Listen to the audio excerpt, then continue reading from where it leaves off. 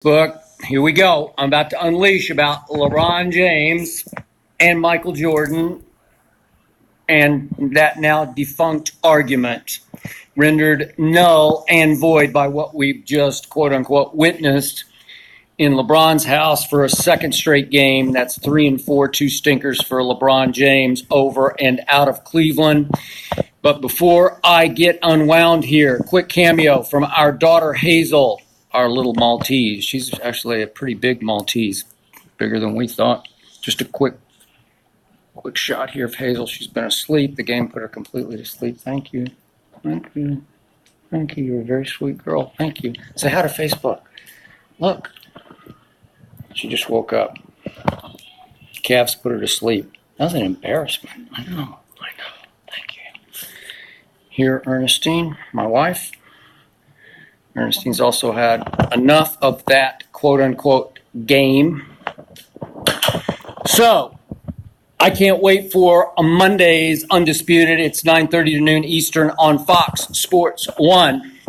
Across from me will be my debate partner, my man, Shannon Sharp, who's been wearing his goat mask, a literal goat mask, in honor of his man, LeBron James, as in the GOAT, according to Shannon, of all time, the greatest of all time, says Shannon Sharp, that LeBron James is now greater than Michael Jeffrey Jordan, the man I covered in Chicago through his final Bulls run, 1998 playoff run, to his sixth championship in 6 tries with 6 finals MVPs. And I think that GOAT mask just got retired. I think LeShannon Sharp just lost 2 more cases of Diet Mountain Dew to me because I bet him tonight on Game 4, just Game 4 alone. I had Golden State because I thought LeBron and company were just shot through the heart after LeBron's meltdown in Game 1. I'm going to go deeper into that in just a moment. But he owes me a second case of Diet Mountain Dew because he predicted that LeBron for these playoffs would shoot 80+% from the free throw line. I haven't added it completely up, but it's probably around 74 to 75%. So he also fell short there, but he fell shortest on his argument that LeBron James has eclipsed Michael Jeffrey Jordan. You know what? It just makes me sick. And I don't want to pile on, but I can't help myself tonight. We don't have a show tomorrow, so I am going to spill.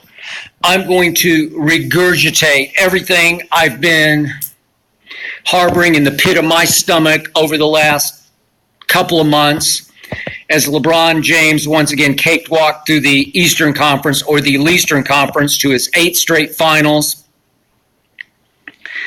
And I got to tell you, he just laid a huge egg in these NBA Finals. All-time huge. This was his worst finals of all. He's now fallen to 3-6, 9 finals. This had to be even worse than the all-time superstar meltdown I've ever witnessed, which was his first go-around with the Miami Heat when he took his talents to South Beach and joined forces with Chris Bosh, who was on our show the other day, and he was tremendous.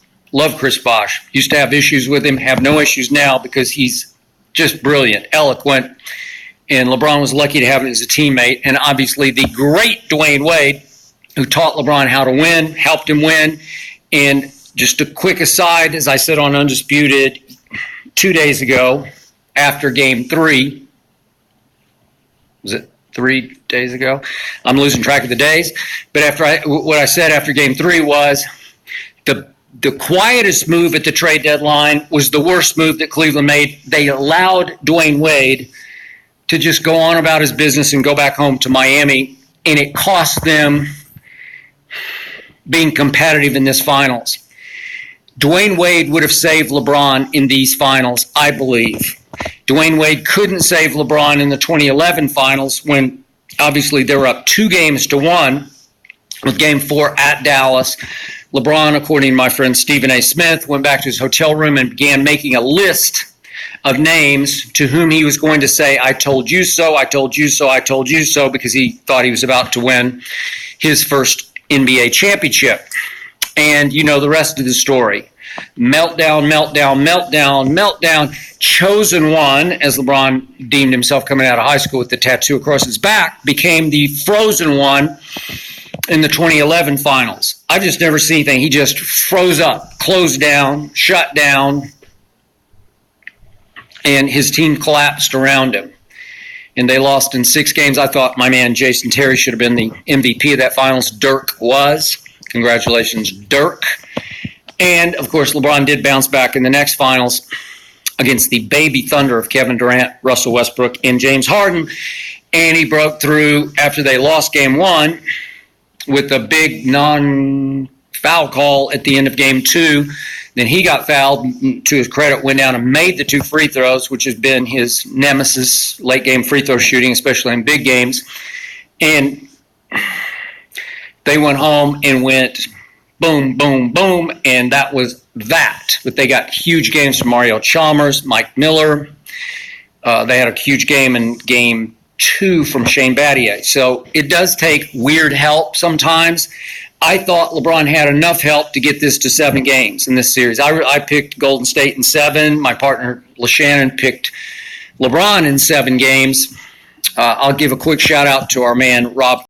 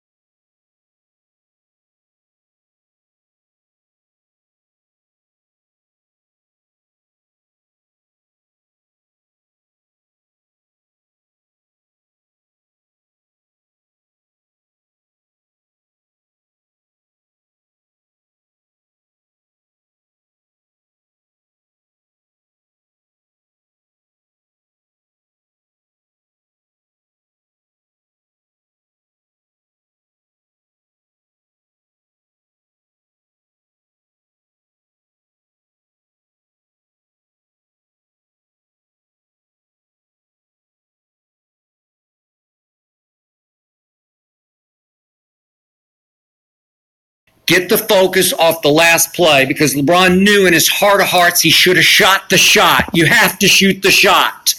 You're LeBron freaking James. Shoot the shot. You got a hot hand. I know it's that classic case. It's down one, so it's a do-or-die shot. He's never been any good. He always shies away from the do-or-dies.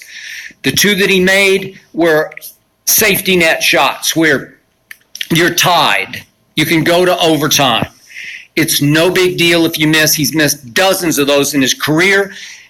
You can shoot it with a certain piece, a certain conviction, because you know you got a backstop, you got overtime. In this case, he was going to have to shoot it with no safety net. It was going to either go in or not go in, and he did not want that pressure. So he gets away with making the right basketball play, quote unquote, just as he did last year in Game 3 to Kyle Korver in the corner. Wrong. You're LeBron freaking James. You make the play. You make the shot. Michael Jordan doesn't pass in those scenarios or situations. Michael's not the passer LeBron is, but Michael was a really good passer, averaged, 6 assists in his career. I think it was closer to 7 in the playoffs. I might be one too high. I think it was about 6 and 6 playoffs regular season. He could have averaged 10 assists easily if he had chosen to, but he was the scorer on that team. He was the, as they called him, the bailout guy at the end of the 24-second clock. Just give it to Michael and he'll create a shot, make a shot. Okay? That's what he did. Way better than LeBron can do it. LeBron's a terrific scorer. No Michael Jordan. Michael Jordan won 10 scoring titles. 10 to LeBron's 1. 10 to 1. Wow. Okay. So LeBron's, sitting a seat away from his teammates. JR's comatose, in shell shock, and nobody wants to talk to LeBron. And he leans over and asks about a timeout. He knew they had a timeout. Ty Lue called him out the next day by saying, I told them with 34 seconds left they had a team timeout. They called timeout just to talk it over. And he told everybody in the huddle, said Ty Lue, we have one more time. We have saved one if we need one. So I don't know what LeBron was doing. He's trying to blame somebody. He's trying to show the blind witnesses, don't put this on me, put it on my team. I don't have enough help. I don't have enough help from my coaching staff. And he threw a tantrum. He threw in the psychological towel. I've never seen anything like it. He quit on his team right there in that huddle.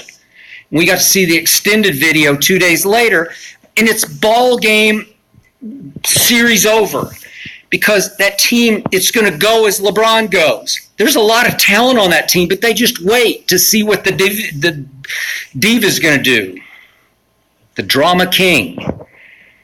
And what does he do in overtime? He just pouted. He just gave up.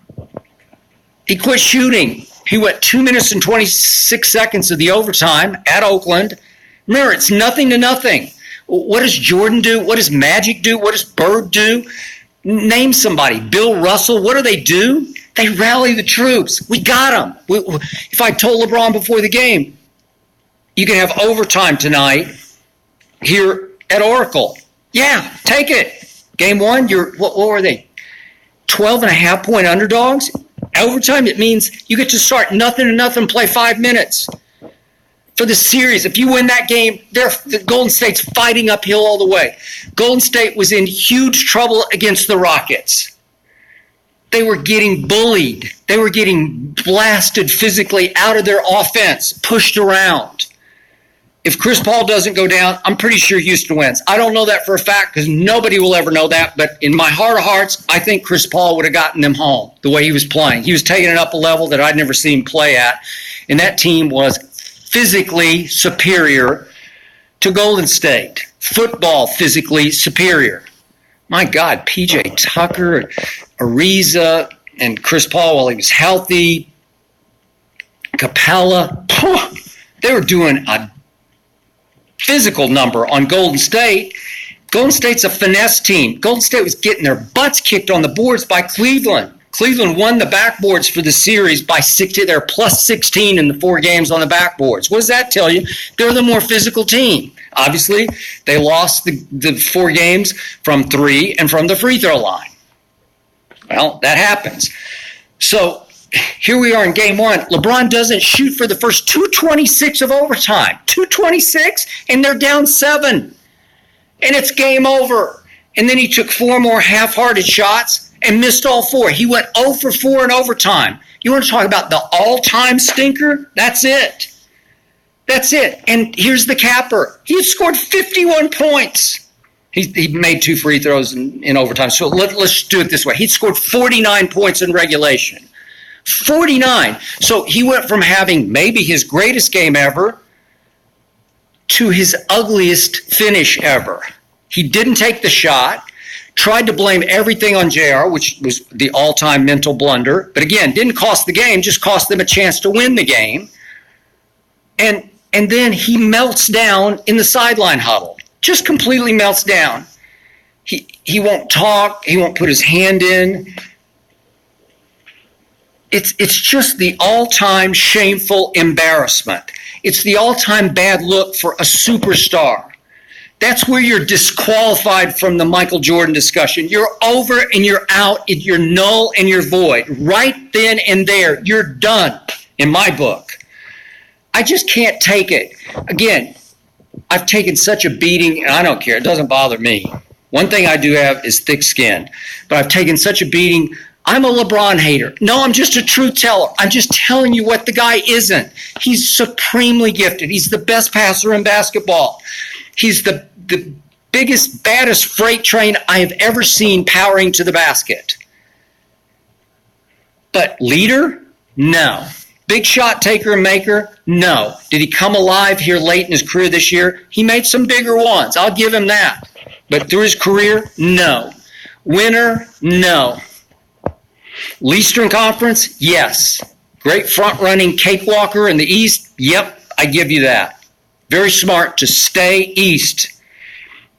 Whatever team he's been on has been favored all 8 years in a row to win the Eastern Conference, and he pulled it off. And that's a great feat on durability. Most durable athlete I've ever seen in any sport. Iron Man. I give you all that. But mentally tough? No.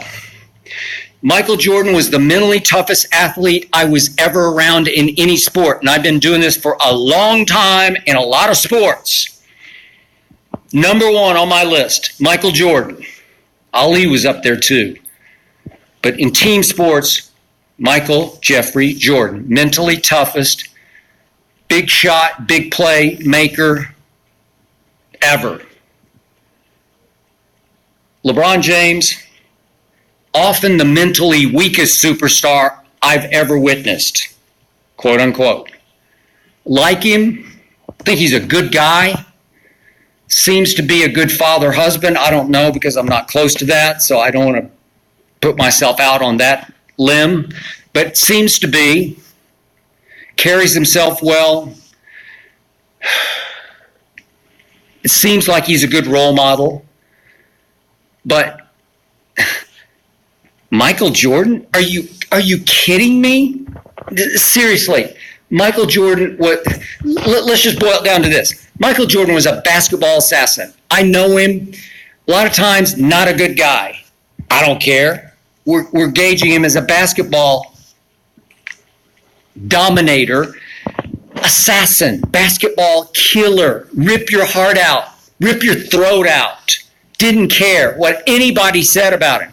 LeBron always worried about what everybody says about him. Thinnest skin of a superstar ever seen. Constantly haunted by, how am I coming off? How am I perceived? How do I look? What are they going to say?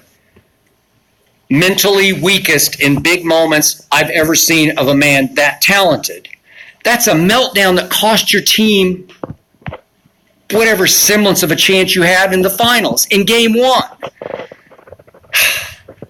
Then we go game 2, they played a really good third quarter. They won 34-31 at Golden State, which I did not think was possible because obviously Golden State has owned the third quarter. So it gave him a little ray of light, semblance of hope.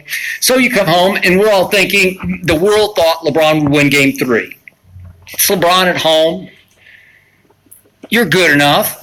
And they were enough. And what happened? Same thing that happened in Game 3 a year ago. Same time next year. A year ago, Game 3, Cavs are up 6 on a J.R. Smith 3 with 3 minutes to go. Up 6. This is LeBron in his palace. This is his house. If you give Michael Jordan the basketball up 6 with 3 minutes left in an NBA Finals game, down 0-2, I promise he'll just get it home. You won't be able to stop him on offense or defense. And what happens last year? LeBron wound up with the ball in his hands with a minute and a half left and still up 4. And on the first play, he gets a step on Iguodala, and you just got to drive it. Just drive it. He got a step on him off the pick, and just drive it and shoot. Make 1 free throw. Make it a 5-point game with 1:25 left. Maybe make 2 free throws. Maybe dunk it. I don't know. Maybe make it up off the glass. Highly capable, best driver of the basketball I've ever seen. And instead, he stops, pulls it back out, and shoots a fadeaway from a little outside the free throw line that doesn't even come close. It's a horrible possession, and then with 50 seconds left, he drives into the lane on Draymond, gets a step on him. KD is lurking, but if you're LeBron James, you just got to take the shot. This is the ball game now. Kevin had just made the baseline jump shot at the other end to cut it to 2. So you're still up 2. You just need, with 50 seconds left, you need to make a basket. Get to the free throw line and make 1 or 2. Just get the game home, LeBron. If you're that guy, which you're not, but if you're that guy, you get the game home. I'm talking about last year. And you know the rest of the story. He kicks it to Kyle Korver, and Kyle Korver's never been in that position. I know Kyle was almost like a pitiful, pathetic disaster in this series, but he kicks it to Kyle Korver, and of course he missed it, just the way George Hill missed the second free throw. They're not that guy to make that shot. You're the king. Come on, king, take the shot, make the shot. Nope. And Kevin Durant comes right down, and LeBron doesn't get up into him, defending him. And you know the rest of the story. Kevin hit it right in his face. 1-point lead for Golden State. They come back the other way. LeBron has the ball over on the side. It seems like he's going to go up for a 3 to tie it. They made another basket. And Iguodala knocked the ball out of his hands, and it caroms off LeBron's knee out of bounds. Game over. So then we fast forward to Game 3 this year at home. It's the Kings' house. They're up 1 point with 3 minutes to go. And the Cleveland Cavaliers get outscored 14-5 down the stretch. So last year down the stretch, from up 6 with 3 minutes left, they got outscored 11-0 down the stretch. This year down the stretch of Game 3, it's the pivotal game. You're down 0-2 at home in both cases. Last year, this year. This year, they're up 1 and get outscored down the stretch the rest of the way, the last 3 minutes, 14-5. 14-5. This is LeBron freaking James we're talking about, and he can't hack it. And all I hear is he doesn't have enough help. So quick aside, I said this on Undisputed. I'm going to be out ahead of this story because I'm predicting this for Monday in the next 48 to whatever, 72 hours. The blind witnesses, the apologists will mass. And the best thing actually that could have happened to LeBron against this Golden State team was to get swept. He'll get more of a break getting swept because everybody will say, oh, he didn't have a prayer. He didn't have anywhere near enough help. That other team is so loaded with so many MVPs and finals MVPs that it was a mismatch. So LeBron will get a break for the mismatch where if they'd won a couple of games, then maybe people would start to say, well, wait a second, maybe LeBron was at fault because they had a chance to make this more of a series than they did. So he'll get a bigger pass getting swept when he was pathetic in Game 1. Like way beyond Kyle Korver pathetic. His behavior was pathetic in Game 1. It was unconscionable. It was egregious. It was all-time unacceptable for a superstar leader of a team that won the Eastern Conference. A superstar who was back to his 8th straight finals. You just can't do that. So Game 3 is the turnaround game. Obviously, Kevin Durant outplayed LeBron James on both ends of the floor, had 43 to LeBron's 33 in Game 3, and took the game over in every big moment on offense and defense. And that was the end of that deal. They were pretty much blown out of the water in Game 3. Then tonight, a second straight stinker for LeBron, who was just, let me get my notes. The incredible thing about tonight's game, obviously they're fighting for pride, and you wondered, will the king at home just say no? That's what my man LaShannon Sharp said on Undisputed today. Again, you can see us Monday, 9:30 to noon Eastern, Fox Sports 1. And it's going to be hellacious, man. I don't know if Shannon's going to show up. But LeBron tonight, I thought, would he just show some pride? Some energy, some urgency? No. LeBron took a grand total of 13 shots tonight. He scored a grand total of 23 points. I think he needed 35 to pass Jordan's final scoring record. So he didn't even get to that. And he had 6 turnovers.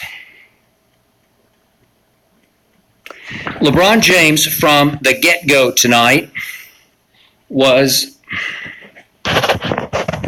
lifeless on defense. I've been saying this on Undisputed all year long, and I'm not going to back off tonight as we put this all to bed in his second go-round in Cleveland to bed. LeBron James quit playing defense at age 33 in his 15th year this year. He ranked in individual defensive win shares 309th in the NBA during the regular season. I'm not sure what he ended up for the playoffs, but it was somewhere in the maybe 40, 50s. It was terrible by his standards. This is a man who has made 6 first-team All-NBA defensive teams, LeBron James. Michael Jordan made 9. Michael Jordan made his 9th first-team All-NBA defensive team at age 34. This was, again, LeBron at age 33, and he quit playing defense because it made him too tired. Seriously, even Shannon Sharp admits that. Got to rest on defense, carrying such a load on offense. Well, really? Because Michael Jordan, 6 times in the playoffs, led the whole playoffs in what's called usage rate, just the time you have the ball in your hands. LeBron has led the playoffs once in usage rate and did not lead it this year. So others, James Harden, Russell Westbrook, had the ball in their hands an average of more minutes per game than LeBron did. So I don't get carrying this load. He is, according to Shannon and others, the fittest man in sports, or at least in the NBA. He's always showing off the guns in his Instagram posts. I don't get it because I saw a man tired tonight. Maybe, and many have made this case on Undisputed, maybe he's just mentally worn out by the pressure of trying to be the king. Puts a lot of it on himself. He's constantly talking about doesn't have enough help. I thought the speech he made to the media yesterday was it was basically a concession speech. I called it that on Undisputed this morning. Shannon, of course, scoffed, but I think it was a concession speech because it looked like LeBron James had already given up before tip-off tonight. He showed no energy, no urgency on defense, none whatsoever. He wouldn't help at all. He would often take the weakest warrior. So, like most of the playoffs, I watch closely, and LeBron, I think, called me out yesterday. He said it's hard to defend himself against somebody who doesn't understand basketball. Maybe I don't. One time Kevin Durant said I didn't understand basketball when I was defending him against Russell Westbrook because Russell took more shots than Kevin. This is going back 5-6 years ago. And I stood my ground, and finally Kevin Durant left Russell Westbrook because Russell was shooting more than Kevin. So maybe I did know what I was talking about there.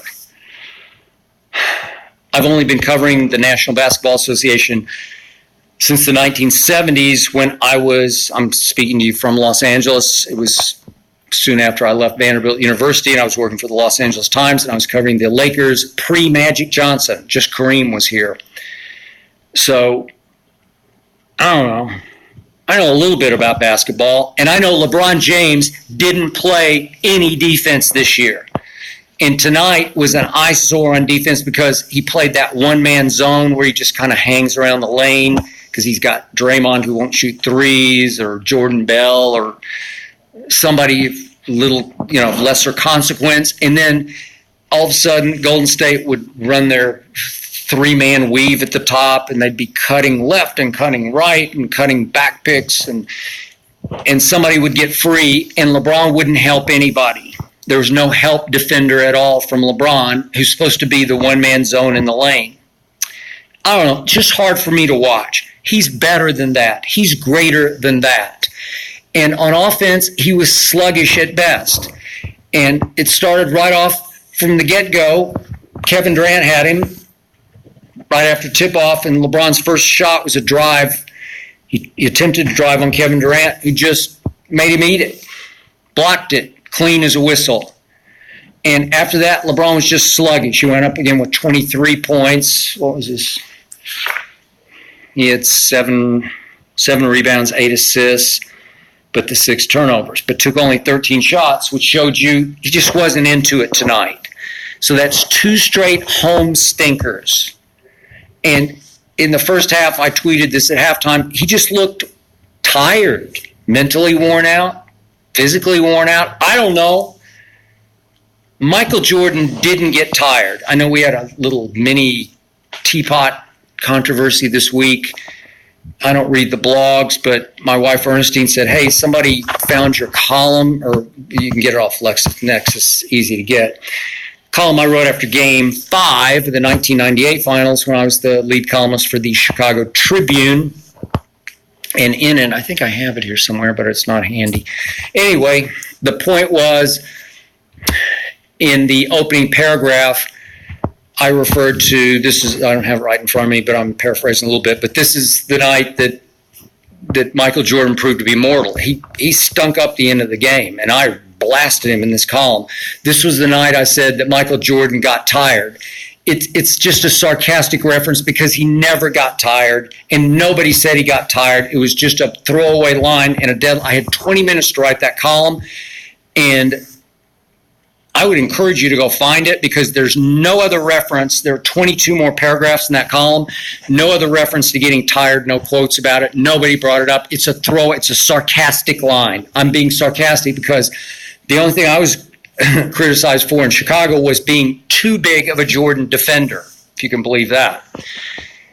I loved Michael Jordan because he deserved to be loved. In fact, during that finals, Bob Costas on NBC as the lead play-by-play man, my friend Bob used my line in the Chicago Tribune in which I called Michael Jordan a supremely talented overachiever. Like, he's got both things going. He's got supreme talent and he's an overachiever. Those are the days working with the great Tim Grover, the trainer, that they would do what they call the Breakfast Club meetings and workouts every morning. I believe they're at 6 a.m. at Michael's house with Scottie Pippen and Ron Harper, the other 2 front court players for the Bulls, that 98 team, and they hit the weights.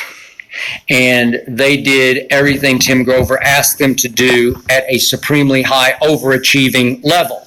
So that was the Jordan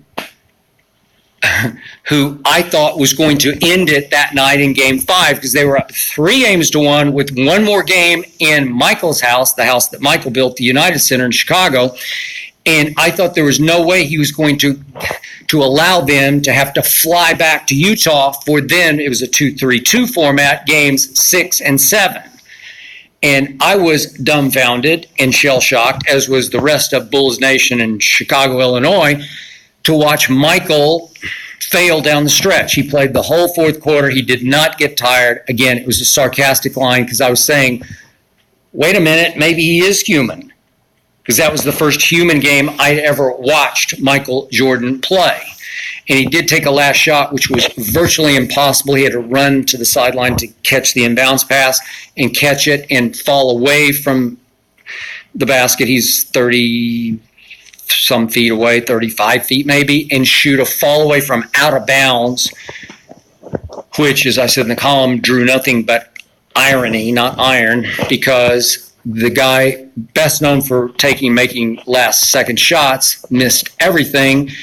And here we went back to Utah. And then you could also look up the lead on my column after Game 6 at Utah. And again, I don't have it in front of me, but the gist of it was, that's why Game 5 happened. He was setting us up for Game 6, because all Michael did in Game 6 was only 2 nights later. There weren't these 3 days off so you could rest and recover. All he did in Game 6 at Utah was score 45 of their 87 points. And all he did was steal the ball 4 times, including the steal late in the game from Karl Malone on one end, dribbled it up the floor. Scottie Pippen's over on the wing with his hands out like, give me the ball, I'm open. He was open for a 3-point shot to win the game, and Michael said, nope, my ball, my shot, my team, my year, my game. I own the game of basketball, and he did. And he, little subtle shove off Brian Russell. It's the way the game was played in those days, and he went up just from beyond the free throw line, and he held the pose. I still have the one picture. It's the only sports picture I own, the only memorabilia shot from up court. You can see the horrified faces in the end zone section of Utah Jazz fans. This was in Utah, in Salt Lake. And they're just looks of, he did it again. Swished it clean as a whistle. And that was that. That was basically the end of Michael's career, because the 2 Jerrys, Reinsdorf and Krause, basically ran him off because they ran his coach off. And true to his character and basketball backbone, he said, you run my coach off for Pink Floyd, as they called him, Tim Floyd from Iowa State, I'm gone. And he walked out the door with Phil Jackson. And he stayed out for 3 years and had 2 just sort of ceremonial years, as you remember, with the Wizards, that didn't really count to me at age 39 and 40, but whatever. He'd earned the right to go play a little bit more basketball, but I only count the Bulls years. And I count that last year, and I count what he did in Game 6 after Game 5, and he was not tired. Nobody ever talked. There was never a narrative that he was tired. He made first-team all-defense that year. He dominated the game defensively in Game 6 in what was his finals game. And, of course, he was the MVP for the 6th time, went 6-0 in the finals. And people make the case that LeBron James is better? Seriously? It's laughable to the point of being sad to me. I know Michael Jordan. I was there. I witnessed the force field, the assassin look in his eyes, the cold-blooded basketball killer that was Michael Jeffrey Jordan. I've never seen anything like it before. LeBron's the flip side. He's too nice for his own good. He's too thin-skinned. He's got great talent. But in a lot of ways, LeBron's a supremely talented underachiever when it comes to winning. And we saw it in these finals. Meltdown Game 1, kind of a non-game in 2, and then 2 stinkers in 3 and 4. Just stinkers. Just lifeless, didn't show up kind of games. And again, did he just sort of give up on his team and teammates and coach? I guess so. And, I love the city of Cleveland. I do. Every time I go there, I have a good time. I feel good about where I am. And I've met a lot of Cavalier fans, and I like them. They're good people. I know it's hard to stereotype and characterize every Cav fan. I'm sure a bunch of them hate me for being truthful about their man LeBron. But now, in all likelihood, he's going to leave it behind again, Cleveland. And he's going to go where the grass is greener and the help is better, I guess. I don't know, there was even a story today. Maybe he'd go to Boston if Kyrie wanted to go home, quote unquote, to the Knicks, because Kyrie could opt out. I mean, he hasn't signed long term with Boston. That'd be the best help he could get. Jaylen Brown, Jason Tatum, and their cast, Horford, I don't know if Marcus Smart could fit back under the cap. I don't know. But is that the best? To me, it seems Philly, because you got those two nuclear weapons, those two kids coming in Embiid and Ben Simmons. And if they could keep most of their sharpshooters, that would be a good fit. He needs to stay East. He doesn't need to go mess with the West. Houston, maybe. I just don't know how you fit it all under the cap and have a semblance of help around your big three with Harden and CP3 and LeBron. Not sure that's enough. In fact, it's not enough to dethrone these Warriors.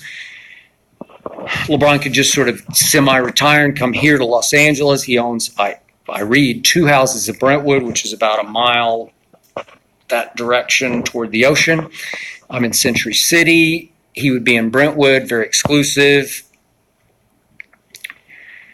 Would he just semi-retire just for quality of life so his kids could go to school here and they could enjoy the weather in the city? It's a great place, Los Angeles. And he could play for the Lakers with Lonzo. I think they'd hit it off great. High IQ, completely unselfish. And the Laker kids that we know, I don't think they could keep Julius Randle, but Kuzma, Brandon Ingram, not enough to unseat the Warriors, dethrone the Warriors, obviously. So you got to stay East. I know Pat Riley's going to make a big push. I just don't know what they have to offer. And I'm not sure what Dwayne has left. But he had that one huge game, 28 points. Remember, at Philly in Game 2 for the Heat this year, the Kevin Hart game. Wow, what a game that was by Dwayne Wade. He still has that in him. He just can't do it every night. He can give you 20 of those minutes, maybe 15 to 20. But he can't give you 40 of those minutes. So is that enough to lure LeBron back? I know he still has Miami in his heart. That's what one source very close to Dwayne keeps telling me. They're having discussions. Pat Riley's involved. There's already been communication. LeBron is very intrigued by it. So I don't know. But I feel sorry for Cleveland because that was the end of LeBron in Cleveland. And yet, in the end, I'm happy about that. That ends the LeBron-Jordan debate. Once and for all, null and void, over and out. Just forget it. Give it up. Make peace with the fact that LeBron has been the best player of this generation, but he's got no shot against Michael Jordan. And even if you want to do the hypothetical, who would win one-on-one? Michael Jordan would destroy LeBron James. Trust me on this. I know. I've seen Michael destroy other players. Maybe not of LeBron's talent or girth or size or power, but Michael was strong, long and strong, explosive leaper, and in the end, he would trash talk poor LeBron James into oblivion. I have seen him destroy psychologically one star after another just by whispering in their ear. You ain't, you know what? You got no chance against me. I can't say the words, but you know what I'm thinking. And he would be all over LeBron psychologically. He'd outshoot him from the outside. He'd out-clutch him, and even though LeBron made a couple of big late clutch shots, I'm going to say it one more time, LeBron was not born with the clutch gene. I've said it since 2004 when I started on Cold Pizza on ESPN out of New York City. No clutch gene. He worked at it. He tried to control his emotions and his poise under pressure in year 15, and he did better. He blew several big games, or big regular season games. He had one disaster stretch, but he did make the 2 big walk-offs, but they were to win, not to tie, not to win by 1. He had the safety net both times of overtime, and I still say I would never trust LeBron James' clutch gene. I wouldn't trust. He showed you in Game 1. That's when the stakes were highest. That was to dethrone Golden State. If he would have taken and made that shot, and Golden State had to fight uphill, we would have had a 7-game series. Maybe Golden State would have come back and won in 7, but that was the series. And that ended LeBron's second go-round in Cleveland, and it ended the Michael Jeffrey Jordan conversation once and for all. I don't want to hear about it anymore. I want Shannon Sharpe to destroy that, to just burn that goat mask that he wears. Gives me the creeps anyway. I told him he should wear a scream mask now. That's what he should wear on Monday, just to hide his face. Or maybe a mustache and glasses so you can't recognize who he is.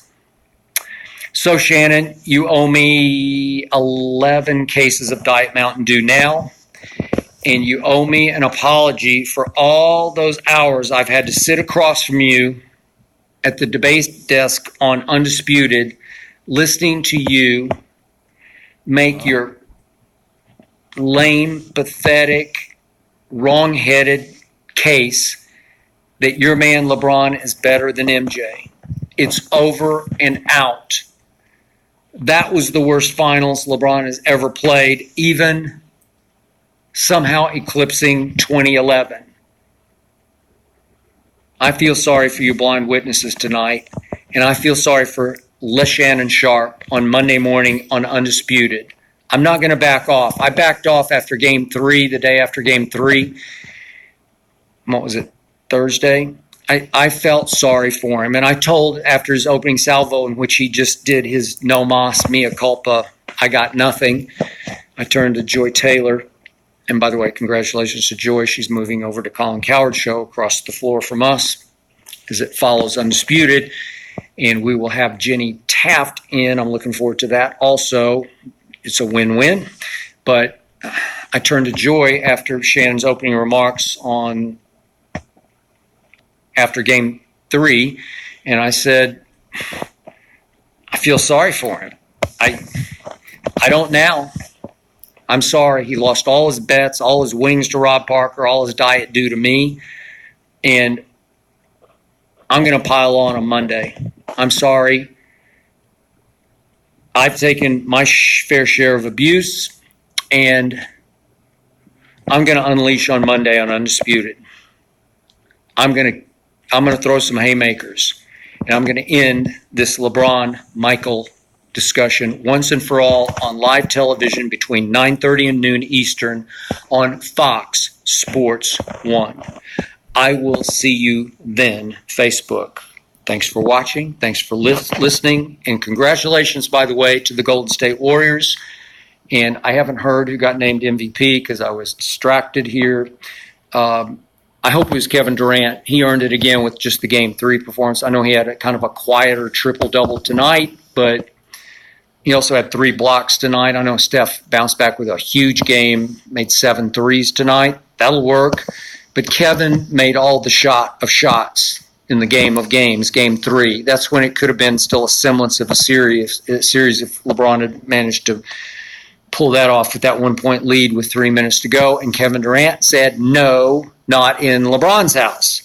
He took the game over on offense and defense, and he deserves MVP. And I'm just guessing he won it for his second straight year and proved once again, when it matters most, he's the best player on the planet, Kevin Durant. He left Oklahoma City. Who can blame him now? He's got 2 rings and 2 finals MVPs. You can laugh all you want. You can cry all you want. But when the smoke clears, history will remember Kevin Durant has 2 rings that could be, 4 or 5 at this rate. And who knows how many finals MVPs. So thank you for watching. Thank you for listening. And I will see you, Shannon Sharpe, on Monday at 9:30 Eastern on Fox Sports 1. Good night, Facebook.